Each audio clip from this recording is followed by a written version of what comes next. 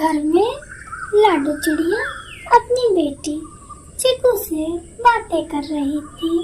तभी घर के बाहर एक बूढ़ी पक्षी आती है और कहती है, बेटा चिड़िया, मुझे कुछ खाने को दे दो, मैं तो 3 दिन से भूखी हूँ। इस पर लाडो चिड़िया बोली, आप चिंता न करें बूढ़ी दादी, मैं आपको एक फल दे देती हूँ, क्योंकि मैं और मेरी बेटी ने खाना खा लिया है। उस फल की ज्यादा जरूरत आपको है। और लाडो चिड़िया उस बूढ़ी चिड़िया को एक फल ला कर देती है और बूढ़ी चिड़िया जैसे ही उस फल को ले जाकर नदी किनारे खा रही होती है, तभी वहाँ पर रानी कौवी आती है और कहती है, अरे बाप रे, ये बुढ़िया इतने मीठे फल खाएगी, इस फल को तो मैं खाऊंगी। और वो उस बूढ़ी चिड़िया के पास जाती है और कहती है, माताजी, आपके पीछे एक पक्षी आपको बुला रहा है। इतना कहकर वो तुरंत सेब चुराकर वहाँ से भाग जाती है और एक पेड़ पर बैठ जाती है। बूढ़ी चिड़िया गुस्से में कहती है कि मैं तुम्हें श्राप देती हूँ, तुम्हारी भूख कभी शांत नहीं होगी और तुम ऐसे ही भटकती रहोगी। उधर रानी कौवी सारे सेब खा जाती है और कहती है, बड़ा आई मुझे श्राप देने वाली। लेकिन फिर भी रानी कौवी का पेट नहीं भरता है और वो अब घर जाती है। कालू उसके लिए कुछ अनाज के दाने लाता है और कहता है, देखो, मैंने आज अनाज में गेहूं लाया है। ठीक है, अभी जाओ तुम मेरे लिए पानी लेकर आओ, फिर हम साथ में खाएंगे। और जग्गू जैसे ही पानी लेने के लिए जाता है, रानी से दाना खा जाती है। और जब जग्गू वापस आता है तो कहता है, तुमने ये क्या किया, अब मैं क्या खाऊंगा। इस पर रानी कौवी बोली, पता नहीं मुझे क्या हो गया है, मेरी भूख तो बर्दाश्त ही नहीं हो रही है और अब मैं चली सोने। इतना कहकर रानी कौवी सो जाती है और अगले दिन रानी सुबह सुबह जंगल में अनाज की खोज पर निकलती है और वो पेड़ पे लगे कुछ अमरूद खाने लगती है। और तोता उसे देखता है तो कहता है, रानी सारा अमरूद आज ही खा जाओगी क्या। इस पर रानी बोली, मुझे बहुत जोरों की भूख लगी है और अब मुझसे बर्दाश्त नहीं हो रहा है। ऐसे रानी ने सारे फल खा लिए। फिर रानी इधर उधर भटकने लगी और तब भी उसकी भूख बर्दाश्त नहीं हुई तो उसने सारी घटना कालू को बताई।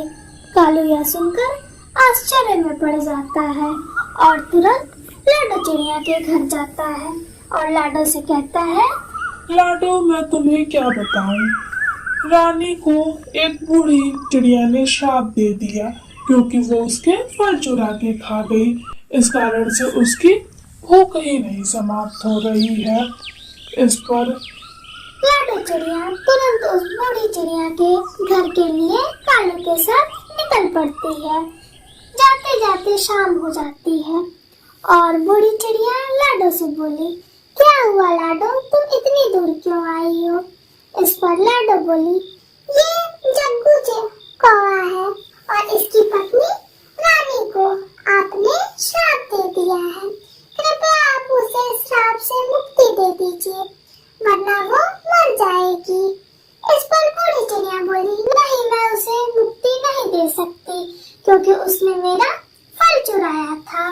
इस पर लाडो चिड़िया बोली, ऐसा मत कीजिए, वो गर्भवती है और अंडे भी देने वाली है, कम से कम उसके बच्चे का तो ख्याल कीजिए। इतना सुनकर बूढ़ी चिड़िया को दया आ जाती है और वो कहती है, जाओ और उस रानी कौवी से बोल दो कि कुछ पुण्य का काम करे। और दोनों रात में अपने अपने घर लौट जाते हैं। अगली सुबह लाडो चिड़िया रानी के पास जाती है और कहती है, रानी, उस बूढ़ी माँ ने कहा है कि तुम कोई पुण्य का काम करो जिससे कि तुम्हें इस श्राप से मुक्ति मिल जाएगी। रानी बोली, मैंने आज तक कोई पुण्य का ही काम नहीं किया जो आज कर पाऊंगी। इस पर लाडो बोली, तुम चिंता मत करो, तुम कुछ अनाज इकट्ठा करो और छोटे पक्षियों को खिला दो, ये भी एक पुण्य है। और रानी को भी ऐसा ही करती है। ऐसा करने से उसकी भूख शांत हो जाती है। ऐसा ही करती है।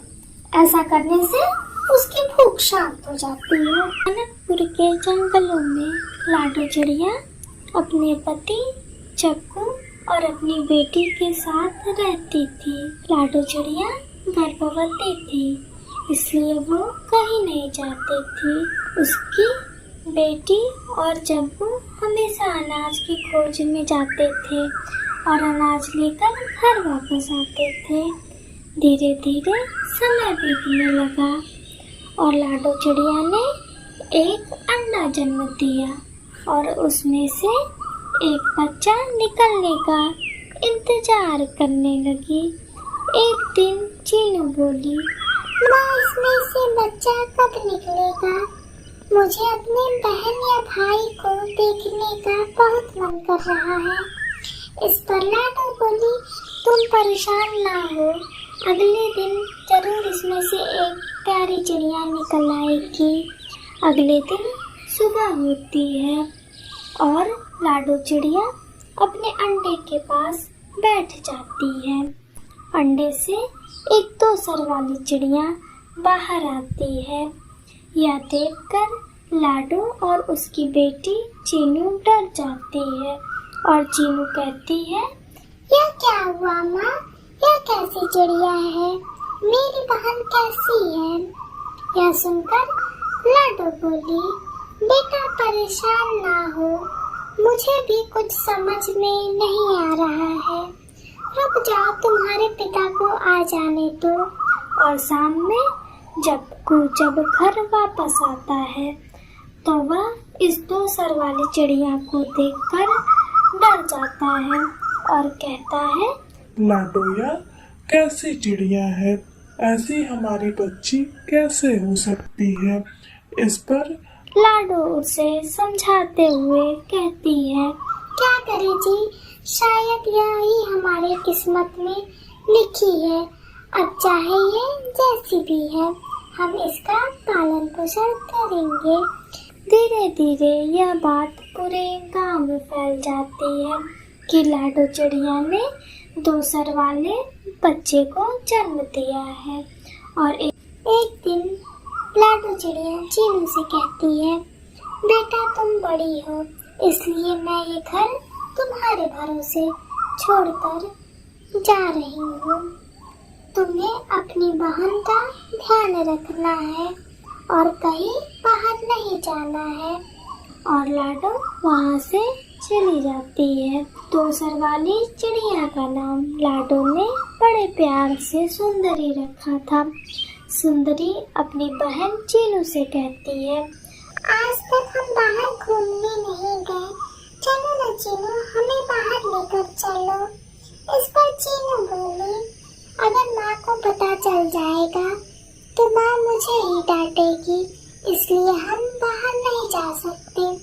यह सुनकर सुंदरी बोली, माँ को कोई नहीं बताएगा, हम घूमकर जल्दी से वापस चले आएंगे। और दोनों बाहर घूमने के लिए निकल पड़ते हैं। गांव के लोग उस अजीब सी सुंदरी को देखकर आपस में बातें करने लगते हैं। और कुछ दूर जाने पर रानी चिड़िया अपने बच्चों को नहला रही थी। यह देखकर सुंदरी कहती है, हमारी माँ तो हमें कभी ऐसे सुलह में नहीं नहलाती है, मेरा भी ऐसे नहाने का मन करता है। इस पर दोनों बहनें रानी चिड़िया के पास जाते हैं, लेकिन रानी चिड़िया उनकी तरफ देखती भी नहीं है, जिससे कि चीनू समझ जाती है कि वह मेरी बहन सुंदरी को देखकर डर गई है। और चीनू कहती है, चलो सुंदरी, यहाँ से चलते हैं, माँ के आने का समय हो गया होगा। और सुंदरी और चीनू घर पहुंचते हैं तो देखते हैं कि लाडो घर आ चुकी है और लाडो गुस्से में कहती है, चीनू मैंने तुमसे मना किया था ना कि सुंदरी को बाहर मत ले जाना, लेकिन तुम उसे क्यों ले गई?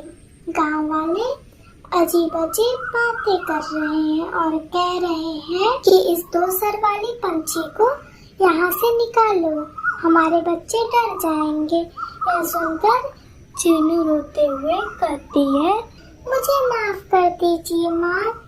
इस पर सुंदरी बोली कि नहीं चीनू दीदी की कोई गलती नहीं है, मैंने ही उनसे बाहर जाने के लिए कहा था। यह सुनकर लाडो सुंदरी को समझाती है कि तुम सबसे अलग चिड़िया हो और तुम्हें देखकर लोग डर जाते हैं। और अब सुंदरी उदास रहती है। एक दिन अचानक से सुंदरी घर के बाहर जाती है और वह देखती है कि एक छोटी पक्षी को कुछ लोग पेड़ से लटका रहे हैं और बाज भी उसका शिकार करने के लिए वहां बैठा है और कोई भी पंछी उसे नहीं बचा सकता है। और सुंदरी उसे साहस के साथ बचा लेती है और बाज पक्षी को भगा देती है। यह देखकर सभी चिड़िया खुश हो जाती हैं और सुंदरी को प्यार करने लगते हैं और लाडो से कहते हैं कि तुम्हारी बेटी बहुत बहादुर है, इसने आज बाज से एक बच्चे को बचाया है। हम तो सुंदरी से डरते थे, लेकिन इसने तो हमारा दिल जीत लिया। और अब सुंदरी निडर होकर पूरे गांव में घूमती थी और कोई भी बच्चा न डरता था और न ही उसे कोई परेशान करता।